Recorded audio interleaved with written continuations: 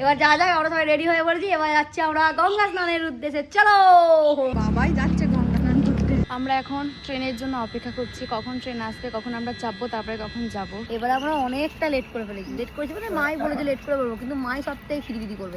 আমরা ট্রেন পেয়ে গেছি, এবার আমরা যাচ্ছি। শুরু করে দিয়েছে। আমরা শুধু যাবো, বোরিং হওয়ার থেকে তো অনেক বেটার গল্প বই করে জার্নিটাকে এনজয় করা।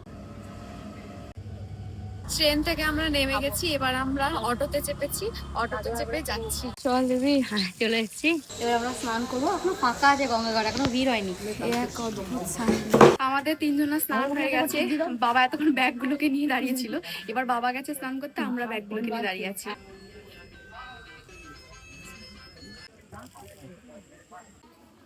পুজো দেওয়া হবে, তাই পুজো দেবো এখানে মন্দিরে, তাই মন্ডে নেবো।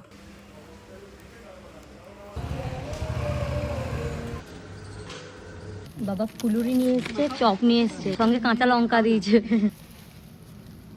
কাঁচা লঙ্কা বেরিয়েছে। কাঁচা লঙ্কা বেরোলে আমার দিদি খুশি হয়ে যায়।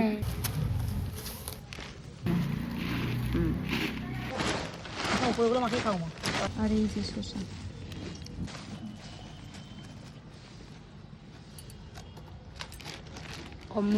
খাওয়া দাওয়া আমাদের হয়ে গেছে, এবার আমরা যাচ্ছি। ভেবেছি কিছু কিনবো, দেখা যাক এবার কি হয়। যাচ্ছি, যেটার উদ্দেশ্যে যাচ্ছি সেটা পেয়ে গেলে খুব ভালো, না পেয়ে গেলে মনটা একটু খারাপ করবে। একটা ইয়ে নিয়ে এসেছি যেখান থেকে নিয়ে যাব, দেখা যাক। আমরা যে দোকানটাতে গেছিলাম সেই দোকানে জেঠু আমাদের অন্য একটা কারখানায় নিয়ে গেছে। কারখানা, এখান থেকে আমরা মা সরস্বতী নিয়ে গেছি। ওইখানেও আমরা দোকানে গেছিলাম, দিয়ে আবার ওই কারখানায় নিয়ে গেছিলাম। আরেকটা দোকানে, তখনই বুঝে গেছি দোকান ওটা কারখানা। বড় সাইজের, প্রত্যেকবার বড় সাইজ হবে। চারিদিকে একদম শান্তি। যেটার জন্য আমরা এসেছিলাম সেটা আমরা পাইনি। ছিল কিন্তু একটু ছোট সাইজ ছিল, আমরা একটু বড় নিতাম। আমরা টোটো ধরে চলে এসেছি স্টেশন, এখন এবার ট্রেনের অপেক্ষা। ট্রেনটা একটু দেরি আছে, হ্যাঁ 1 ঘন্টা মতো বসতে হবে। যখন জামা কাপড়গুলো নিয়ে এসে তখন তো হালকা, এখন স্নানের পর ভিজেগুলো ভরেছি ভারী। পাপড় ভাজা কিনেছি, যখন কিনছি তখন ঠাকুমা বললো ঠাকুমা কেটে নুন দেবে, বললো হ্যাঁ দেবো।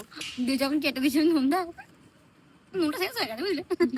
এদিকে মা কাছে, এদিকে কাছে, আর বাবা ওইদিকে বসে। বাবাকে আমি আবার এত দূর থেকে গিয়ে দিয়ে এলাম, বেশি নেয়নি বলে আমার ভালো লাগছে না খেতে, দিয়ে একটা নিল। গঙ্গা পাহারা দিতে দিতে বাবা ক্লান্ত হয়ে গেছে। এখন যেটা পুজো দিয়েছিলাম প্রসাদটা এখন আমরা ভাগ করে খাচ্ছি। আমরা ট্রেন পেয়ে গেছি, এবার আমরা বাড়ি যাচ্ছি। আমার দিদির অবস্থা।